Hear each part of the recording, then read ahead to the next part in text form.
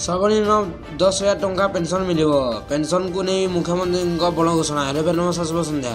ଆପଣ ଦେଖିଛନ୍ତି ଓଡ଼ିଆ ଦେଶ ଟିଭି। ଆଜି 9 ଫେବୃଆରୀ ଚାଲନ୍ତୁ ଜାଣିନେବା ଟପ୍ ନ୍ୟୁଜ୍। ସରକାରୀ କର୍ମଚାରୀଙ୍କୁ ସର୍ବନିମ୍ନ 10,000 ଟଙ୍କା ପେନ୍ସନ୍ ମିଳିବାକୁ ନିଶ୍ଚିତ କରିଛନ୍ତି। ମୁଖ୍ୟମନ୍ତ୍ରୀଙ୍କ ସୂଚନା ମୁତାବିକ କେନ୍ଦ୍ର କ୍ୟାବିନେଟ୍ ୟୁନିଆପ୍ ପେନ୍ସନ୍ ଯୋଜନାକୁ ଅନୁମୋଦନ କରିଛନ୍ତି। ଓଡ଼ିଶା ସରକାର ମଧ୍ୟ ଏହି ଯୋଜନାକୁ ସରକାରୀ କର୍ମଚାରୀଙ୍କ ପାଇଁ କାର୍ଯ୍ୟକାରୀ କରିବାକୁ ନିଷ୍ପତ୍ତି ନେଇଛନ୍ତି।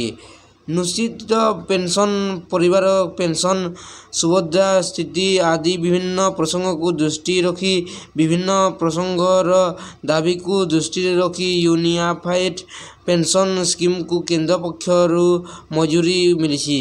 ସେପଟେ ଓଡ଼ିଶା ସରକାର ମଧ୍ୟ ୟୁନିଫାଏଡ୍ ପେନ୍ସନ୍ ସ୍କିମ୍ ପାଇଁ ଓଡ଼ିଶାକୁ ସହମତି ପ୍ରଦାନ କରିଛନ୍ତି।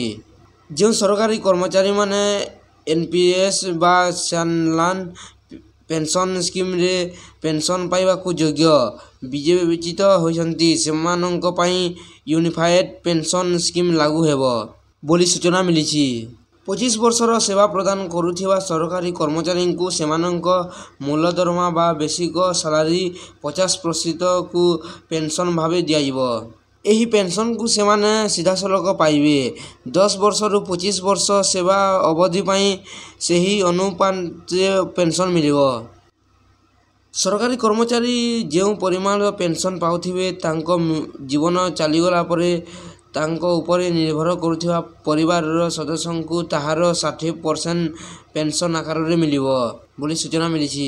ସେପଟେ ସରକାରୀ କର୍ମଚାରୀଙ୍କ ଦରମା ଯାହା ହେଉନା କାହିଁକି, ସେମାନଙ୍କର ସେବା ସମୟ 10 ବର୍ଷ ପୂରଣ ହୋଇଥିଲେ ସେମାନଙ୍କୁ ସର୍ବନିମ୍ନ 10,000 ଟଙ୍କା ପେନ୍ସନ୍ ମିଳିବ। ଭିଡ଼ିଓଟି ଭଲ ଲାଗିଲେ ଲାଇକ୍ କରିବେ ଏବଂ ଚ୍ୟାନେଲକୁ ସବସ୍କ୍ରାଇବ୍ କରି ପାଖରେ ଥିବା ବେଲ୍ ଆଇକନ୍ କ୍ଲିକ୍ କରିବେ, ଯାହାଦ୍ୱାରା ଆପଣ ଏହିଭଳି ଟପ୍ ନ୍ୟୁଜ୍ ସର୍ବପ୍ରଥମେ ଜାଣିପାରିବେ।